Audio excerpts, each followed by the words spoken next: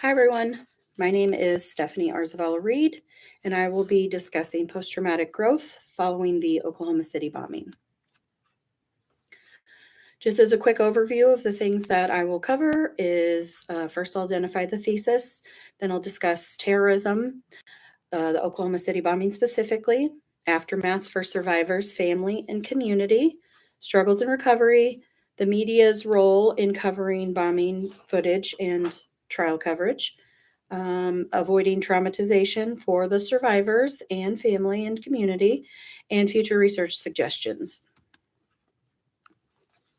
So, the discussion thesis is post traumatic growth for Oklahomans following the Oklahoma City bombing can minimize re traumatization from the media coverage in the years following the attack. For a lifetime, eliciting fear in most people. These acts require skillful planning and usually a group of people with a common goal. Terrorist acts of violence elicit anticipated victimization that initiates widespread anxiety and costly efforts to mitigate vulnerabilities, according to Deb and Gangarum. Similar to this September 11th that I have listed here, most people know exactly where they were at the time of these tragedies. According to Troy, 2023, terrorism that originates in subjective perceptions of victimhood, injustice, and feelings of resentment give rise to further violence, making this topic very alarming and important. Why did I choose this topic? Well, the large-scale destruction affects mass amounts of people in just a few seconds or moments. Typically, there's a lifetime long effects that linger. My personal philosophy, which is illustrated by this picture here, is if the world was more empathetic, then maybe there wouldn't be so much hate. And so I think by kind of understanding that, we can get to a point where maybe we can start teaching that and preaching that a little bit more. And I have a personal stake in this. This is the 30-year anniversary, which is still hard to believe. I grew up in Oklahoma, so I got to experience this firsthand. The this woman here, Rebecca Anderson, she's my fifth grade classmate's mother. She was not in the building at the time of the bombing, but a nurse who left the safety of her home to go help and save others. She lost her life when a part of the building fell on her and killed her. At 10 years old, my classmate lost his mother while we sat 8.5 miles at the elementary school. Still touches me to this day. So, the Oklahoma City bombing specifics. April 19th, 1995, it was a Wednesday morning, 9 a.m. in Oklahoma City, Oklahoma. Timothy McVeigh and Terry Nichols concealed a bomb inside a moving truck and parked it near the entrance of the Alfred P. Murrah Federal Building. The explosion killed 168 people, including 19 children, and injured hundreds more.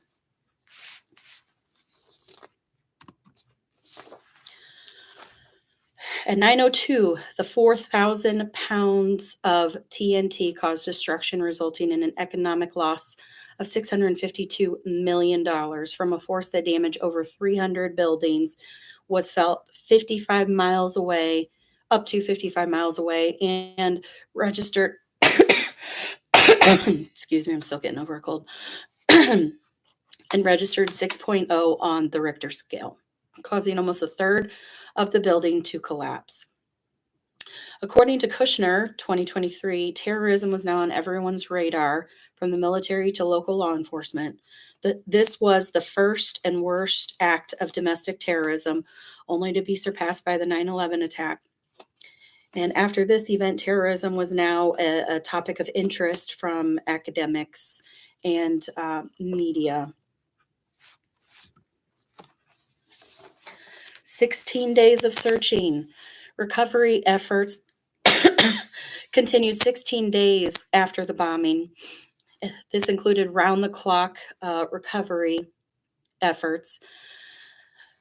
A member of the recovery team spray painted, "Bless the children and the innocent." on a concrete remnant of the building. This became known as the memorial slab. It was the slab where first responders gathered before entering the building and at the end of their shifts. It also symbolized the uncertainty and the grief and the instability to come. For 16 days, some family members were unsure if their loved ones were stuck in the building alive, at the hospital, or dead.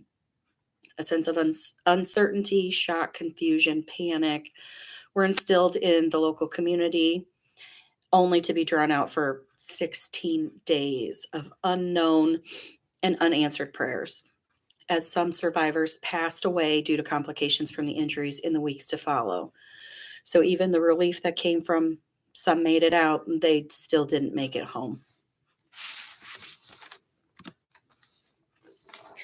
Media's impact on the world.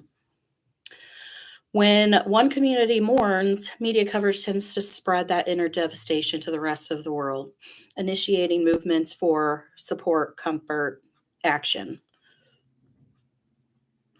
Overwhelming media presence sometimes spreads inaccurate information, invading privacy, not respecting boundaries, which can all lead to re-traumatizing victims and survivors.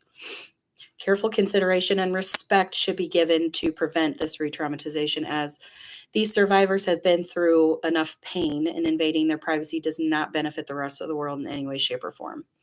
Even in my research of this, I did find contradictory information, specific dates, number of people, things like that. And so that's the impact of media, is it spreads the destruction, but it can also spread rumors and inaccuracy, which of course then breeds fear.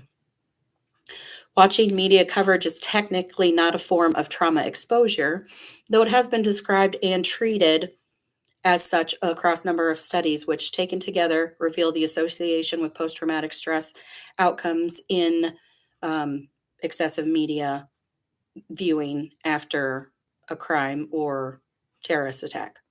Media coverage is central to fulfilling the terrorist goal of generating fear and intimidation in the general public, which a community event could be incorporated into the emotional lives and personal narratives of those who had no direct or even indirect interpersonal connection to these events. So even viewers from halfway across the world were greatly affected and traumatized by watching the footage, the photos, recalling someone else's experience, which is how powerful the media is.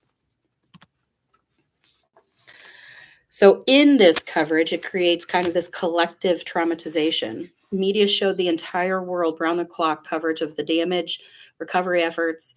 Night and day efforts were extended for those 16 days that I referred to following the bombing, locating not only survivors but remains. The continuous coverage of the aftermath of the bombing also spread awareness of terrorism to the entire United States, which in turn also spread fear, anxiety, and uncertainty. According to Betty 2020, excessive bombing-related television viewing leads to increased rates of PTSD, especially in children. Children and adolescents face the greatest risks of suffering the detrimental effects of these hostilities, as they must navigate the challenges of normal development while being exposed to an environment of insecurity, fear, worry, panic, violence, which heightens their vulnerability and susceptibility to PTSD. According to Casa et al., 2022, adolescence is formative. Those years are very formative, in which growth, development, maturity, and habits form, which can also include bad habits, and emotional damage can be very detrimental for the formed brain. The world's reaction and support. Prayers came from across the world, gestures of support.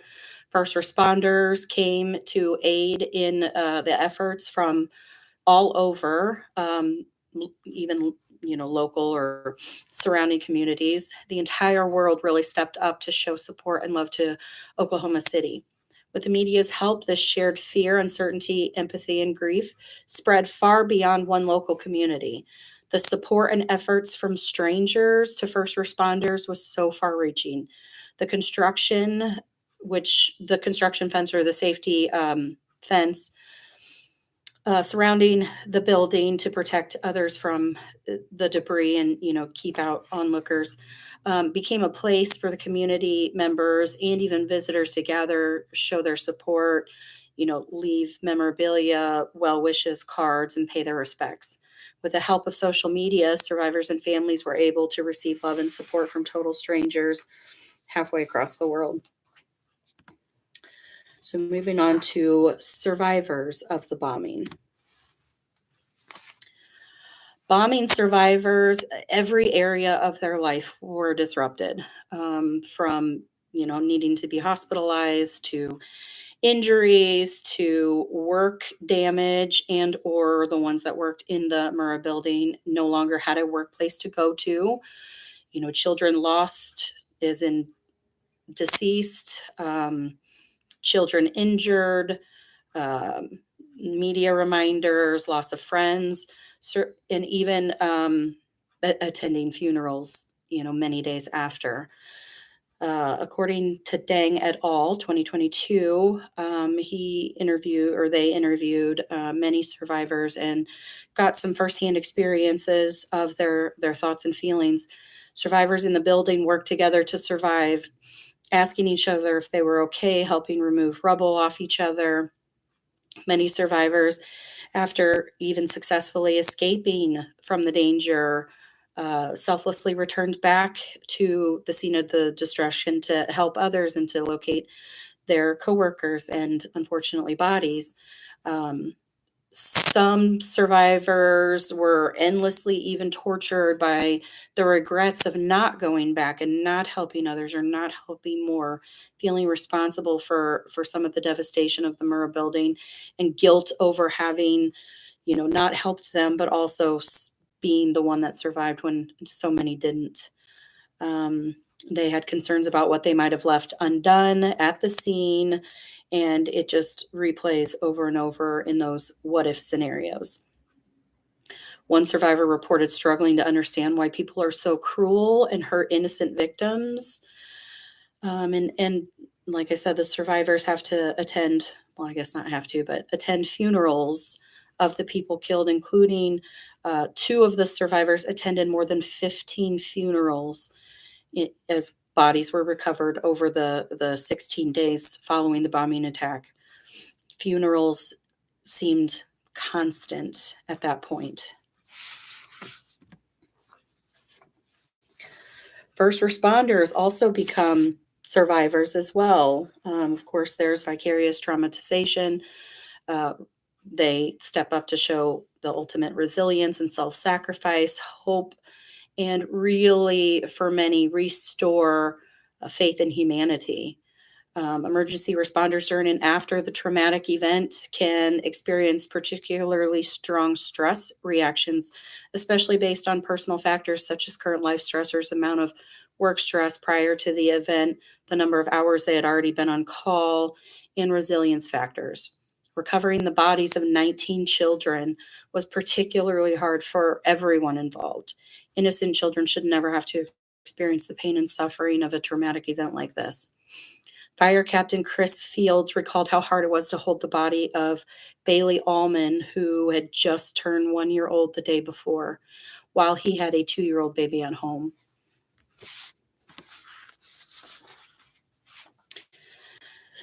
This is the picture of Fire Captain Chris Fields holding Bailey Allman. This became kind of a symbol for the entire world, an iconic photo, according to Melanie Eversley of USA Today, of him holding Bailey Allman's lifeless body, which kind of captured the essence of America's most dramatic tragedies of that decade, but, until September 11th, the only one thus far, or the biggest one thus far. This photo symbolizes pain, tragedy, but also resilience. And without resilience, first responders and trauma survivors would really struggle to heal following these tragedies. Resilience factors include support system, self-worth, training, education. It's same for counselors, even all of the things on this list on how to avoid secondary traumatization. Personal history, it was harder for him having a baby at home, imagining this could have been his baby as he holds this lifeless child. Faith in God and other stress factors, how emotionally healthy you currently are before stepping into the tragedy of something like this. According to Wittenberg 2024, evidence of American exceptionalism was the first responders coming together to risk their lives in support of a heroic cause that exemplified resilience and empathy in the face of hardship. Excuse me, in the face of hardship.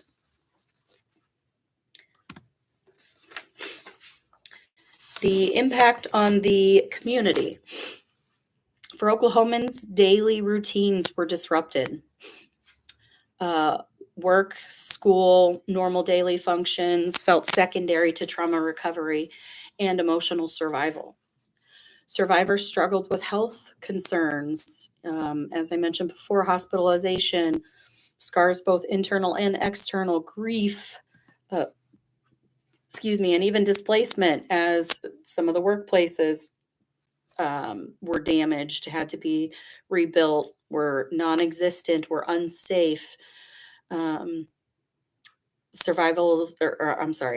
The surrounding buildings were damaged so badly that some people did not have a work to go back to. And even when it came time for that, the realization that their coworkers would not be returning with them was very devastating for all. To quote the words of Reverend Billy Graham, spoken during the statewide prayer service on the Sunday following the bombing attack, which was a Wednesday, the spirit of this city and the nation will not be defeated. Our deeply rooted faith sustains us. These are also the words etched around the survivor tree at the Oklahoma City National Memorial, which I'll talk about here later. I didn't mention it. Maybe I could go back. I'll mention this on this slide, but this is the survivor tree. So in that huge blast area, cars did not survive. Many people did not survive. The building did not survive, but this tree did. And so the photo on the left was the day of the bombing. You can see how split and burned and seemingly dead that it is, but in turn, it actually survived, and it is at the center of the memorial. And so the green picture is of that tree today. Again, another kind of iconic gesture or picture of resilience from people all the way to this survivor tree.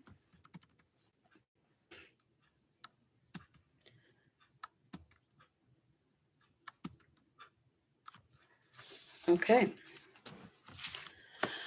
The media's role and coverage. According to Betty, 2020, extensive media coverage following the bombing added to the distress and prolonged recovery, complicating the grieving process and acceptance of the losses.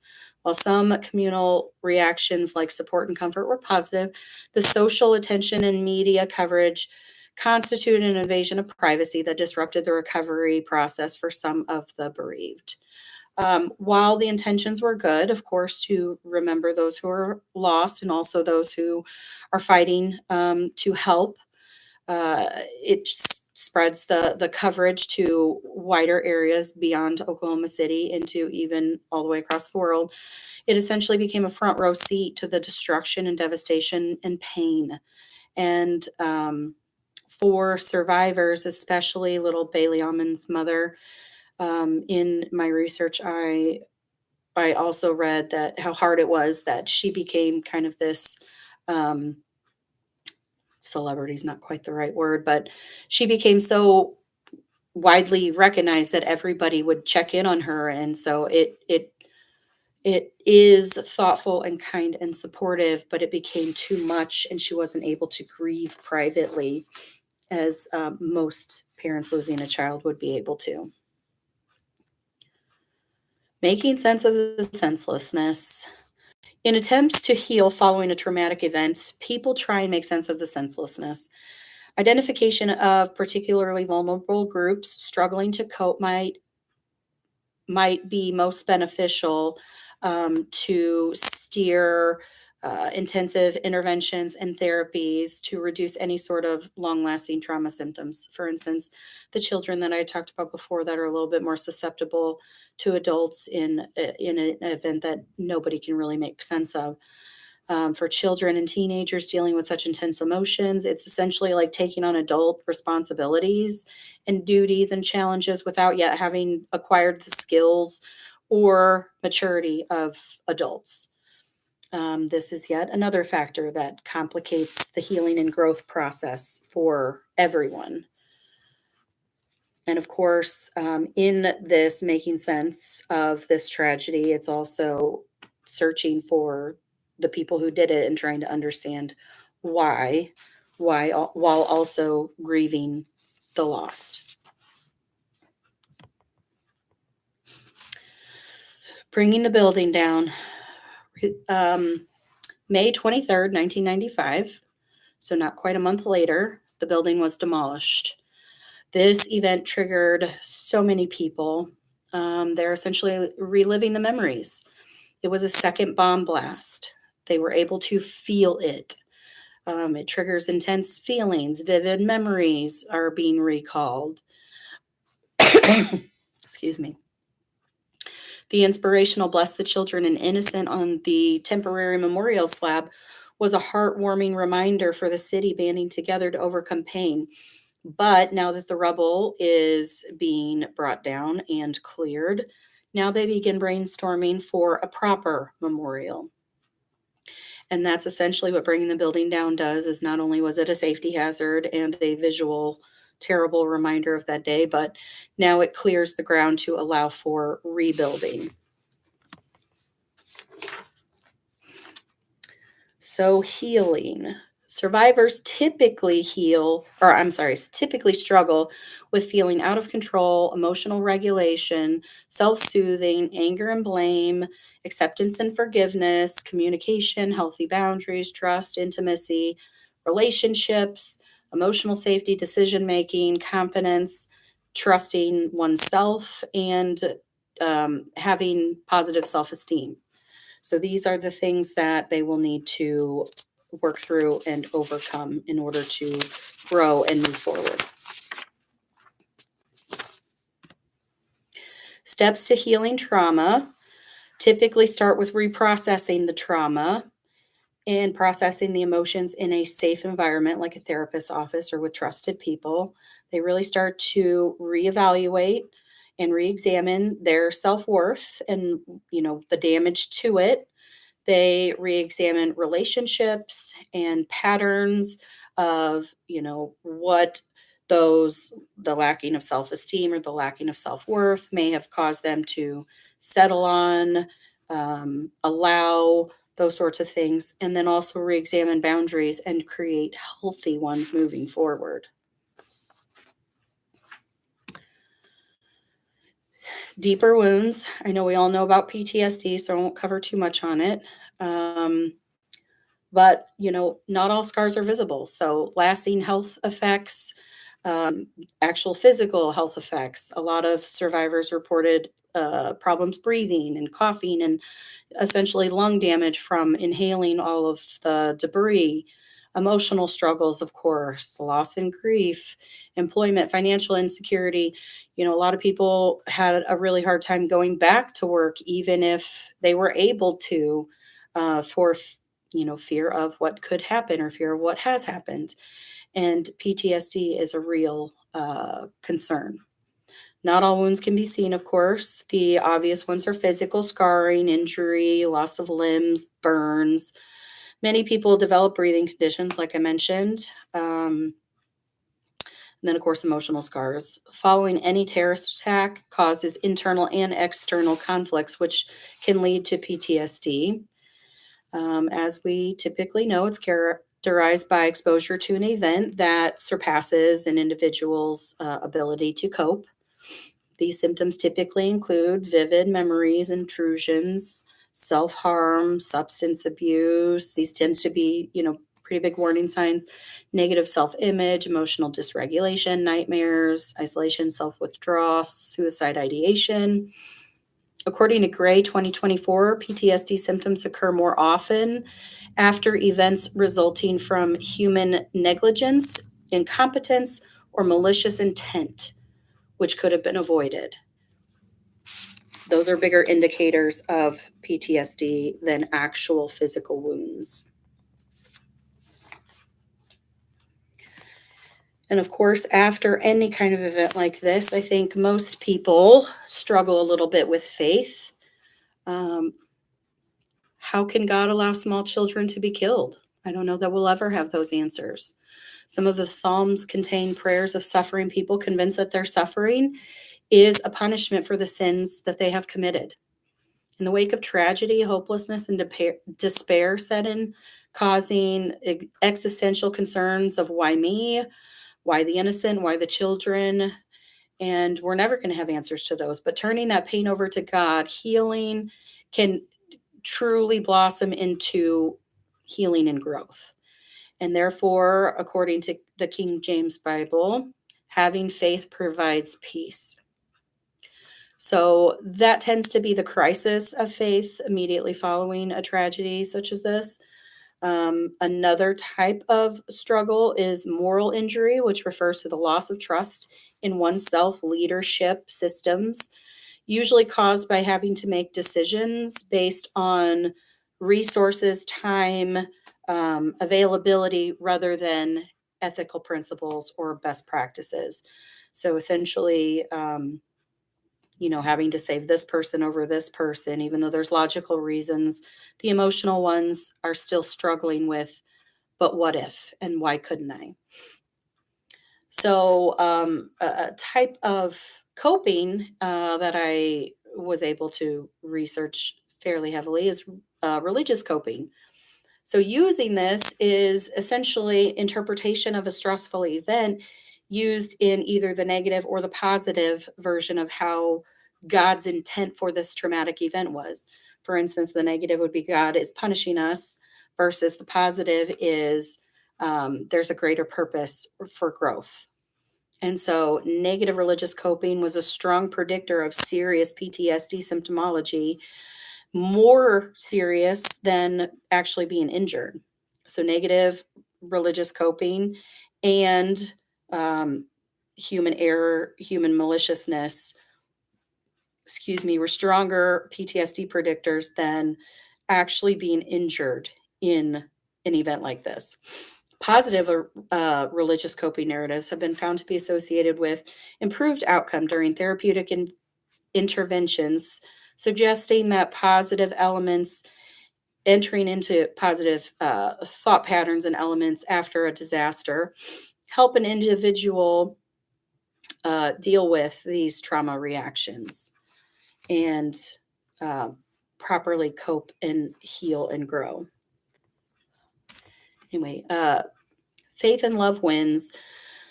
Resilience is born in a world with so much suffering. Faith and spirituality are mechanisms that facilitate survival, recovery, and resilience to establish or renew a relationship with God and find meaning and purpose in disaster. Faith in a higher power promotes peace and comfort where there was once pain and loneliness. In the darkness, as life is slipping away, God brings warmth and love to heal the worst pains. That's New Living Translation. We also glory in tribulations, knowing that tribulations produce perseverance, and perseverance, character, and character, hope. That's King James Bible.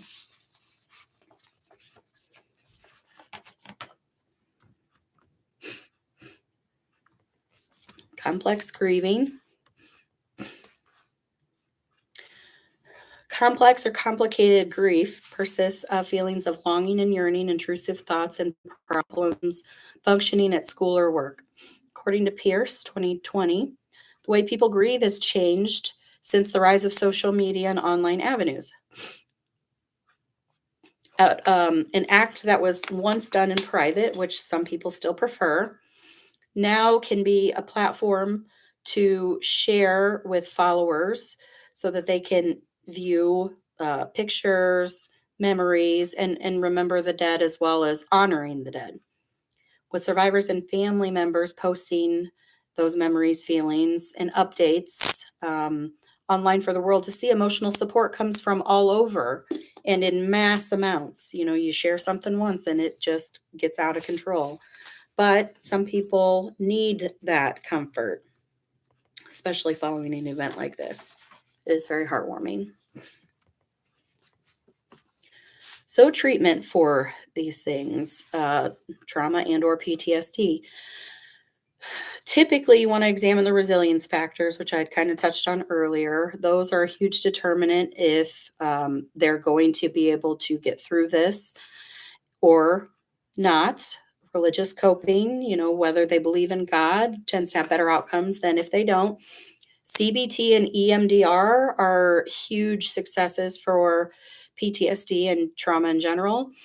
Also, medication management and group therapy can be very helpful, especially in events like this where multiple people experience similar kinds of traumas. There's a lot of comfort in, everybody having similar experiences. To date, the most evidenced treatments for PTSD are cognitive behavioral therapy and EMDR, so that's why I listed those. Most treatments conceptualize trauma and PTSD as resulting from fear-generated disruptions in memory organization of the trauma and alterations in belief systems and perceptions. So I think we all are all fairly familiar with CBT, so I won't cover it too much, but essentially it's cognitive restructuring paired with behavior modifications. So cognitive distortions equal a distorted view of life, the world, emotions, feelings, which is then their reality, which is also distorted. So therapy can bring awareness to this pattern, this cycle, this loop, and allow room for change.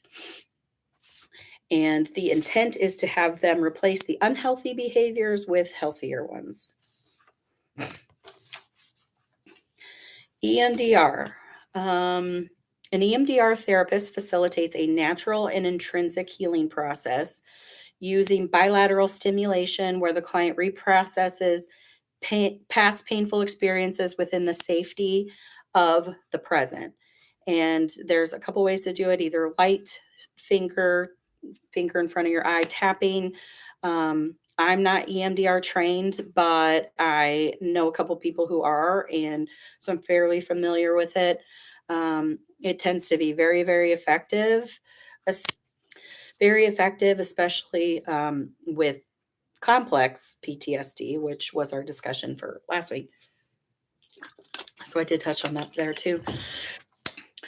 Cognitive behavioral therapy and EMDR are the most effective treatments with an impressive healing rate of 40 to 50%, according to Clotter. Therapists can gain proper knowledge, training, and skills to work with every kind of client suffering from all kinds of trauma backgrounds and symptoms, which is important if we're going to work with this kind of population. As I touched on, group therapy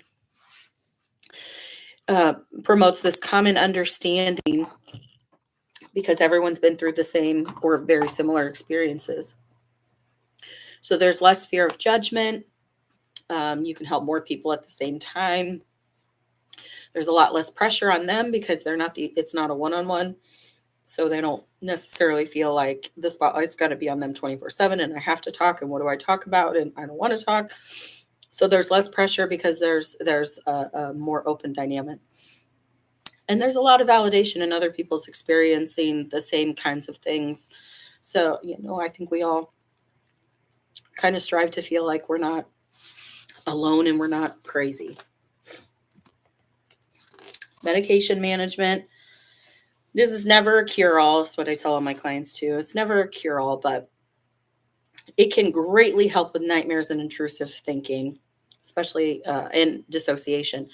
And so, in my opinion, it should be in combination with talk therapy. So rebuilding.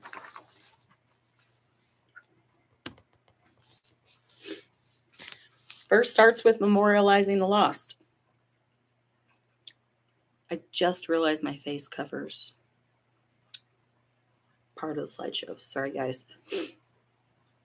So memorializing the lost. Initially, at the base of the memorial slab, the first responders would leave where they would meet before and after their shifts. They would leave pictures, plaques, personal items found inside the building that they thought, somebody might want. And other people would add flowers, flags, and other things to the perimeter fence to offer support and comfort. This slab was an impromptu memorial, but it suggested that was kind of where the idea stemmed from. There should be a more permanent memorial to honor the people that were killed, those who survived, the first responders, and basically everyone whose lives were changed forever in that horrific tragedy. So, memorial groundbreaking, construction, and dedication took place in fall of 1998. The ground was broken to begin construction of an outdoor symbolic memorial, followed by moving the fence, which had been the meaningful memorial. This was emotional to many families and survivors as the earth was turned. It meant giving this piece of property to essentially the rest of the world in remembrance. To come here to remember. The site was never intended to be a cemetery. All 168 killed have a grave marker, but this site was meant to be a public place of remembrance, to come to learn of the senseless violence, and for people around the world to make pilgrimage to remember.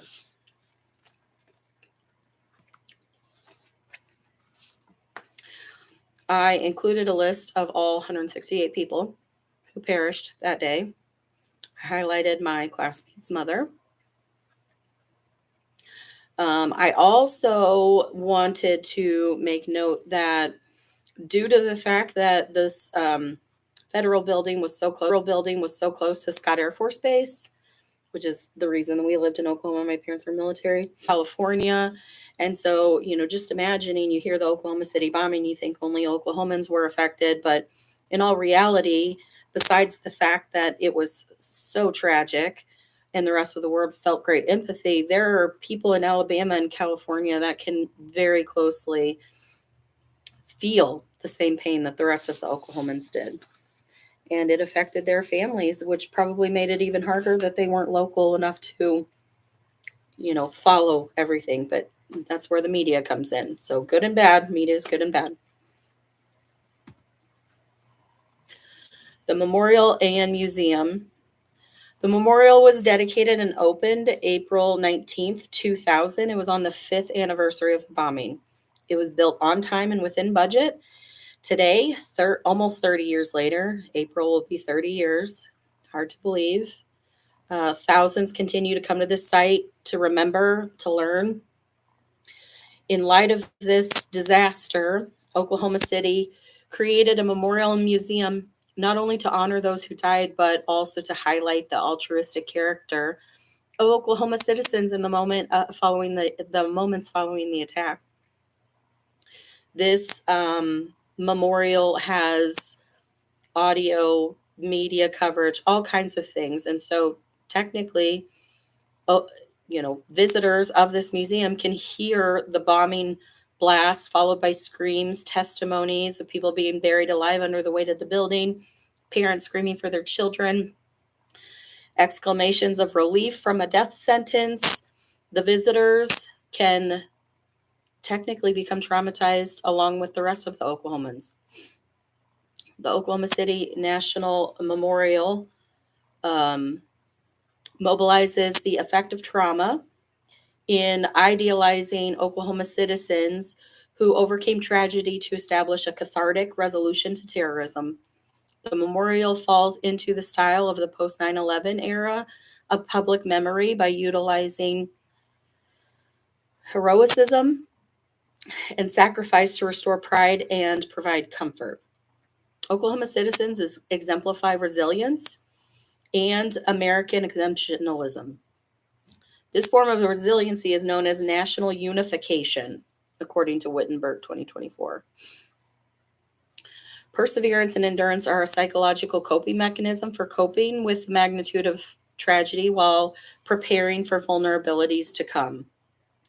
The manager of the Oklahoma City Memorial and Museum, Carrie Watkins, stated, "Evil may have had its moment, but together we define every moment that comes after." So this became essentially the purpose of the memorial. This picture here says, "Welcome here to remember those who were killed, those who survived, and those changed forever. May all who leave here now know the impact of violence. May this memorial offer comfort, strength, peace, hope, and serenity." Teaching, all of this is according to Carrie Watkins, by the way, the manager of the memorial. Excuse me. "We can never quit teaching the horror of this story, but we want to also show hope, that hope can transcend from horror. As we look at history, we must teach remembrance and why it is important, so that we don't continue to repeat the same issues. Oklahoma City holds an important responsibility as cities and organizations around the world that follow in dealing with a tragedy like this, including September 11th. We'll turn to this city, the memorial, for help or inspiration. The memorial mission statement commands us to teach the brutality of the attack and the tenderness of the response. Without places of public memorial or memory, society would lose important aspects of its history that bind the public together. Many sites of commemoration invite the affective experience of melancholy, a deep mourning, and people kind of hang on to the grief, the tragedy, the loss. This is meant to kind of promote more hope and togetherness. The space utilizes heroic accounts of victims immediately following the blast to symbolize, define the ideal Oklahoma citizen, a citizen who would risk, under insurmountable distress, their own safety and well-being to help their colleagues and children that they've never even met." And this, it definitely speaks about my classmate's mother. Not like this. "We want to advocate for change. Following a tragedy, a mission to regain a sense of control and comfort begins. The fight for a greater purpose involves advocating for change and future safety for others. Following the Oklahoma City bombing, building structures and standards were evaluated. The safety of structures against accidents and blast loads become an important social issue, demanding structural resistance to impact blast loads has definitely increased since then. To try and reduce further trauma to survivors, following Timothy McVeigh's conviction and death sentence, President Clinton signed into law the Anti-Terrorism and Effective Death Penalty Act, designed to speed up death penalty appeals and hasten executions, again, to minimize the re-traumatization of the survivors. Oh, shoot, I'm sorry. Death penalty, there we go. Okay. Trial and media coverage. Overwhelming media presence can lead to re-traumatizing victims, as I had mentioned a few times before, and survivors in the years following Oklahoma City bombing, and constant media coverage and reminders and anniversaries. In 1997, Terry Nichols and Timothy McVeigh were tried and convicted of the Oklahoma City bombing. Nichols was sentenced to life in prison, while McVeigh was sentenced to death. In 2001, when Timothy McVeigh was put to death by lethal injection, a perceived order was restored and justice was served, creating a collective healing and closure for all. Oklahoma City bombing researchers found that post-traumatic stress disorder was associated with greater bombing-related television viewing, especially during the intense 16 days following the bombing, media coverage of the trials, the execution. All of these things come back up and just create further trauma. So in attempts to avoid re-traumatization, really have to examine emotional intelligence for one.